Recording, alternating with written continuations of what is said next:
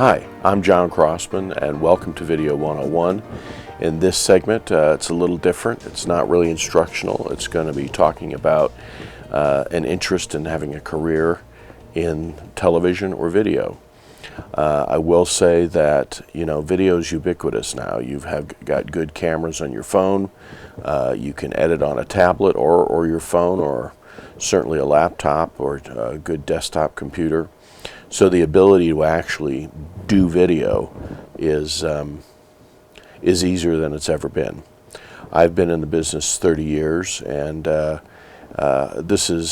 can't tell you how many times I've tried to tape this segment and I get distracted. So I've actually written kind of a script or an outline, and I hope to stick to it. There are other videos in this series that you can listen to that are a little more drawn out and a little more wandering in their storytelling ability. But at the beginning, if you're considering a video career, I've come up with kind of a checklist that I think is important to think about. Now, I didn't think about any of these things when I started, but after 30 years of doing it and reflecting, these are questions that I've come to answer for myself as to why I like it, or the parts that I don't like. Or I've seen many people that have talent but don't really stay in the business. I've seen people that don't have any talent that just can't help themselves, but they want to be in the business. And so this list is kind of a result of that. If it's something that you have a passion for, like painting or like singing or songwriting or playing a band, well, that's good. And you're going to need that passion, because while there seems to be, it's like being an actor, I guess. There's a certain amount of glamour associated with working in video or television, and yet it's really very hard work, even if you're an actor. Actors are just people like the rest of us. Video people are just people like the rest of us. And at the end of the day, it's long hours, it's variable pay, there's a lot of stuff you got to put up with, and so it really is just another job. But what I will say is that as a musician, which I've been a lifelong musician, the satisfaction I get from pleasing a client, putting together a really good story, being able to pull off a complicated explanation in a simple way, visually, the satisfaction that you get is very similar to other artistic endeavors. When you paint that picture and it's, you go, that's what I was trying to do. There's great satisfaction in it. And I think that, if you want to be an accountant, there can be great satisfaction in doing that too.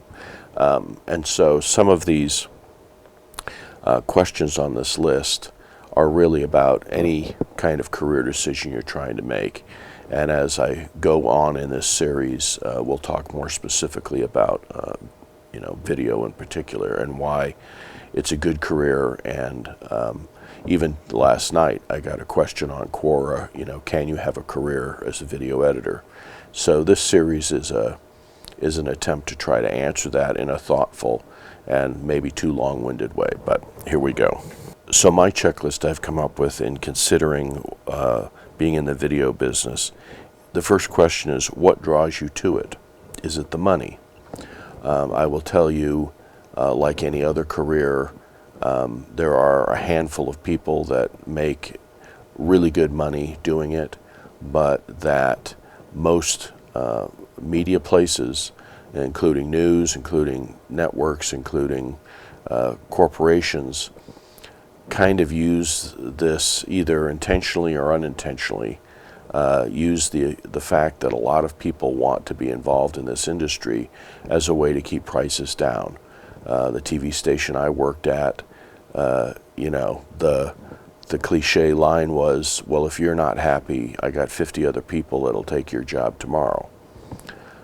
Well, why would you tell someone that unless you're basically trying to underpay them for, whether you're underpaying them for their talent or you're underpaying them because they want to have a career and you can't buy a house at $500 a month, or whatever the reason was. But I've seen it overtly used, and I see it subliminally used to this day, in that people think it's a fun job, so we can get people who will want to do it and pay them less. The second thing on my checklist is the ability to touch people's lives, and that can be through teaching them, trying to inspire them, trying to inform them, trying to motivate them, trying to share information that you care about and think that they should care about, trying to move people to action, or simply just you like to entertain people. None of those reasons are better than any other reasons, and it's something, but all those reasons are something that video can do really well if you know what you're doing and use it. The next point is glamour, which I kind of mentioned. I worked at a TV station in town when I started, and to this day, when people find out, oh, you work there, it has a certain cachet to it. Does it deserve to have a cachet? I don't know. Personally, it's not impressive to me because I've worked there. But to other people, they go, oh, well, that must have been fun. Well, it was fun. The next thing is you've been told that you're good at it. You have an eye. You have a way to compose a shot. Maybe you shoot still photography, and people have really liked the pictures you've done, and so you're going, well, could I apply that to video? Well, certainly you could. Or is there another reason that drives you?